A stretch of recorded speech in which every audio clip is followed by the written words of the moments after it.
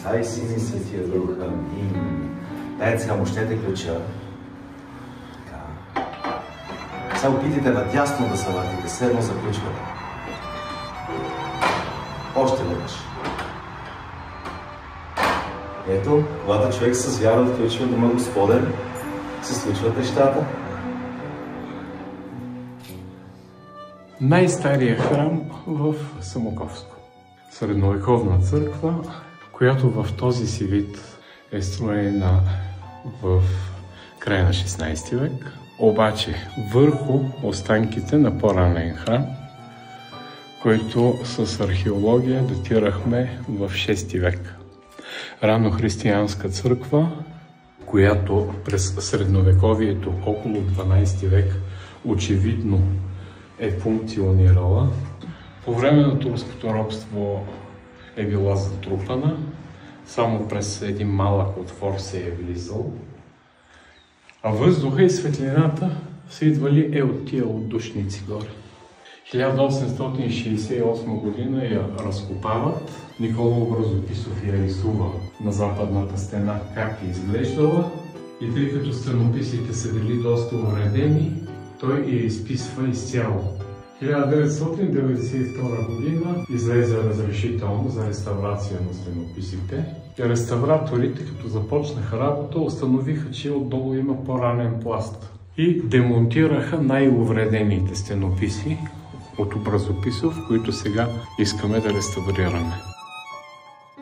Тази вечер ще ви представим една изключителна жена с голямо сърце и много мечти, която е инициатор на една кауза. Тази дама е родена в град Самоков.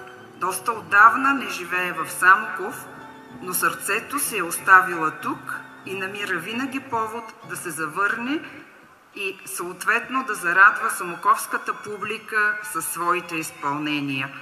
Тя е намерила съмишленик в лицето на един французин, филантропа Хофман. Съвместно с него те поставят началото на няколко концерти с благотворителна цел. Целта е да се съберат средства за възстановяването на стенописите на Никола Образописов и не само да се съхранят за бъдните поколения, а да се популяризират по цял свят. Предстоят през октомври месец благотворителни инициативи и в Париж, и в Самоков, като средствата ще бъдат съсредоточени за съхраняване на културно-историческото наследство на град Самоков. Имам удоволствието да ви представя Диляна Христова.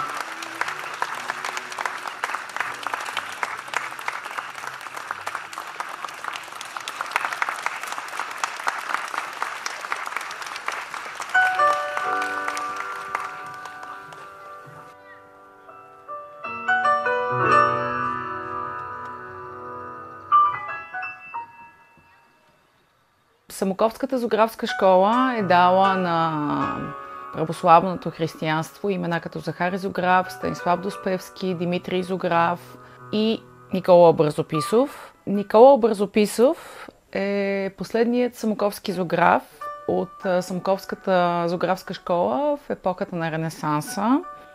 През 16 век е рисувал в цяла Европа и има запазени негови фрески в Италия, на територията на Франция. Когато се е прибирал в Самоков, по стената на къщата си е рисувал нещата, които е виждал, което през 16 век е било изключително интересно за хората, които са нямали представа как изглежда жирафа или каква е философията на Наполеон Бонапарт.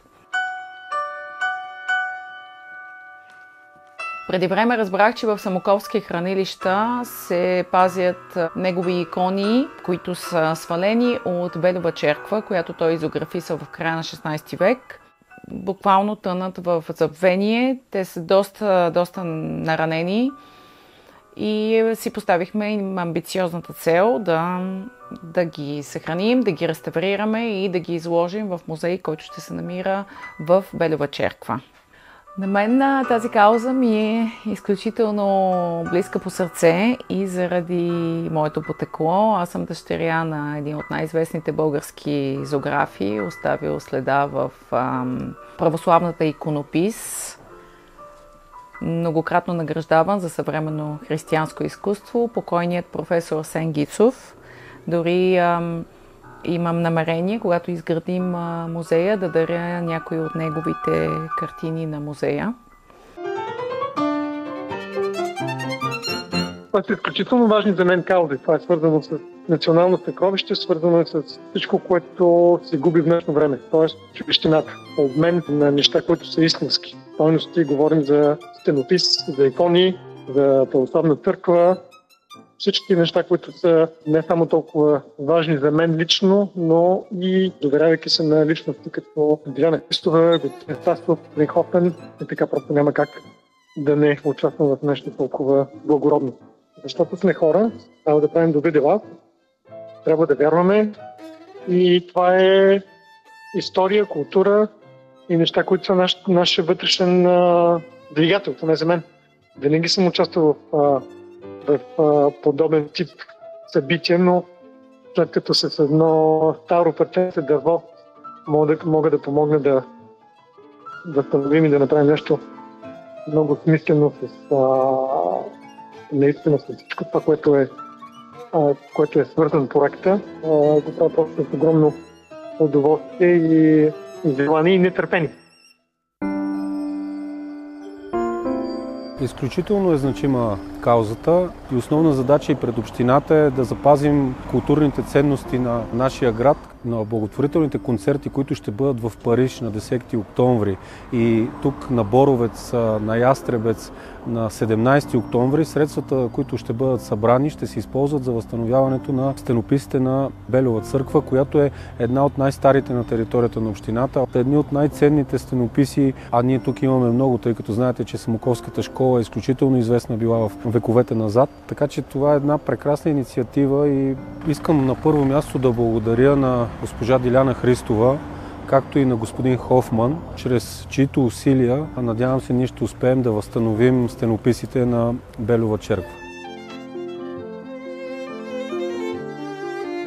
Това, което ме запали за участие в мероприятието по събиране на средства за възстановяване на културното наследство на Никола Бързописов, са няколко неща. Първо, нашето вярване и философия на нашата организация и нашия хотел, че освен публично място и място за туризъм и настаняване на гости, всяко едно такова учреждение би трябвало да има и социална цел и насоченост. Конкретно за това познанството ми с Диляна Христова и това, което тя ми разказа за цялата идея, важността на Никола Бързописов и значимостта за района е доста голям, така че моят призив е повече хора, ако могат да се включат в тази инициатива, за да може да се съберат повече средства и да можем да възстановиме хубавите произведения на изкуство, които Никола Бързописов е направил през годините.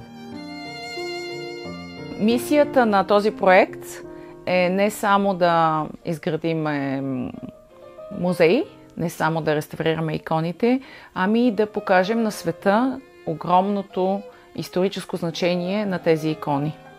Местата, които могат да посетят хората като музеи, галерии, църкви на територията на общината са изключително много и надявам се, че в най-скоро време ще успеем да отворим и образописовата къща, но като първа стъпка възстановяването на стенописите на Белова черква е изключително важно и тази инициатива е нещото, което ще помогне това да се случи. Моят апел днес е много прост.